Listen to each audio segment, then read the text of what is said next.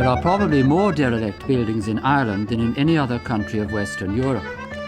We are all familiar with the single-storey cottage left deserted on the hillside, its occupants long dead, their descendants living scattered in foreign countries.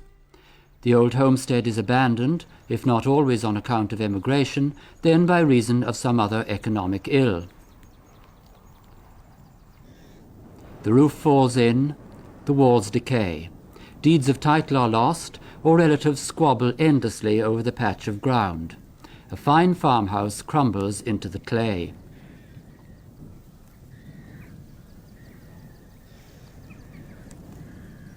There is hardly a town in Ireland without a number of empty houses, and usually situated in the main streets.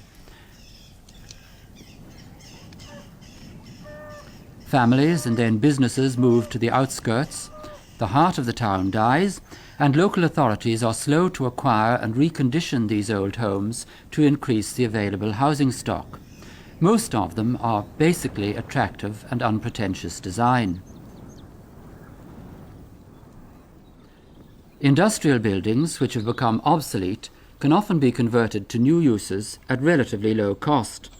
In countries where land space is at a premium, fine warehouses like these are not allowed to go to waste and are often imaginatively adapted for new purposes.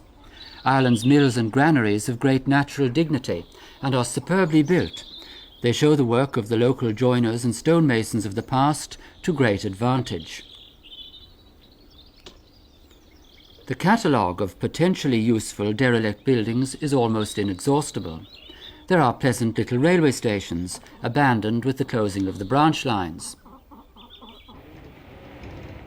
Empty churches too, where congregations have moved from the town centre to suburban parishes, or where new churches have been built not far away for no greatly pressing reason. Market houses, often of exceptionally graceful and simple design, once the centre of commercial life in the town or village. And there are countless small rural national schools, closed down because of amalgamation. Yet the picture is not as gloomy as might at first appear. Of the three projects which we look at now, one is a major rehabilitation job by any international standards. The others are comparatively modest in scale, but immensely impressive in terms of voluntary local effort. In the centre of Roscrea town, and therefore right in the centre of Ireland, a remarkable derelict building known as the Damer House is being given a new life by the combined efforts of the Old Roscrea Society and the Irish Georgian Society. They intend to create a museum and art gallery, and perhaps at a later stage provide accommodation for the various cultural groups in the area.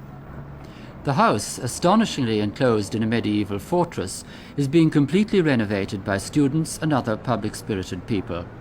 While the work of cleaning up proceeds, the County Council continues to use part of this ancient monument as a dump for discarded equipment and other rubbish, a not unusual custom with local authorities, it must be said.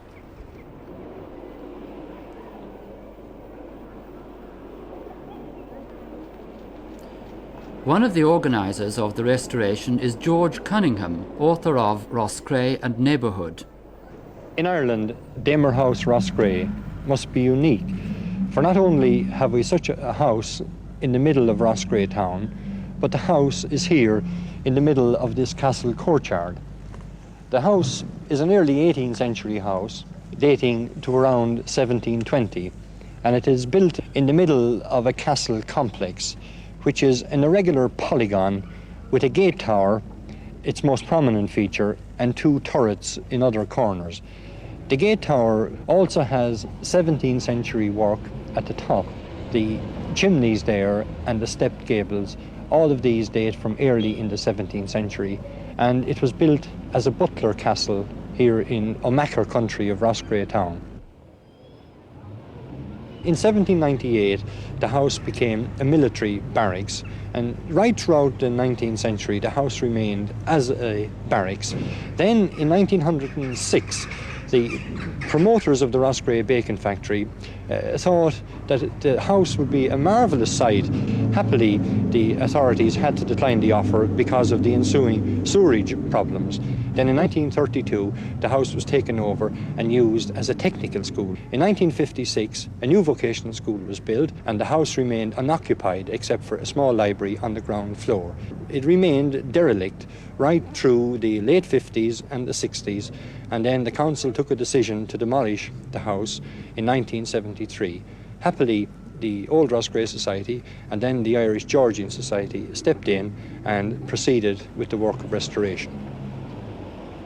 The architect of Damer House is unknown, but it contains many fine features. The structure of the house is unusual in that the walls are of uncoursed rubble work with moulded carved stone window architraves and sills. Another unusual feature of the house is the tall windows on the third story. Normally in 18th century houses, the top story windows are almost square and not at all as elongated as these ones. Also, the low-pitched roof has a central valley and is finished with an overhanging eave instead of the more usual parapet. The carved stone doorway is really an elegant piece. Missing from over the doorway now is the carved figure of a lady showing décolletage. When the house is restored, visitors will be able to see much of Roscrea's visual heritage. Looking to the northeast, we see Roscrea's round tower, now standing 60 feet high. And then we move on to St. Cronan's Church of Ireland. This view to the south is of the belfry of the late 15th century Franciscan Abbey. And then we have St. Cronan's Catholic Church. And then, on the hill, the Sacred Heart Convent, the first house of the Sacred Heart Order in Ireland.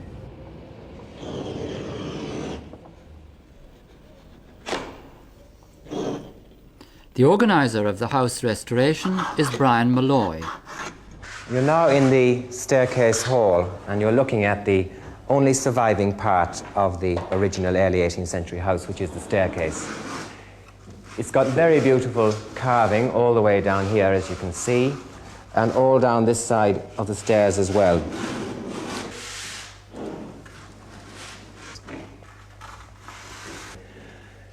Under the stairs, you can see the original wooden panelling and the cornice, the wooden cornice. Now this was originally carried on right through the whole house, around here, up the stairs and up through the main rooms. When we came to the house, we got a man down from Dublin who took a copy of this cornice and he ran off absolutely miles of it, and we put it up throughout the whole house. We also got a man from Abbey Leaks to copy an original door in the house from another part, and these have been inserted here in the hallway. There are 4 of them in this hall and 4 more upstairs. The students who come here come from Dublin, Cork, America, all over really, and without their help the work of restoration could not go on.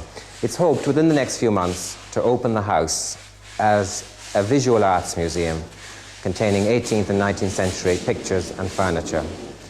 And we also hope to reserve 1 room for exhibitions, which we hope to get from the Arts Council, the National Library, and hopefully the National Museum.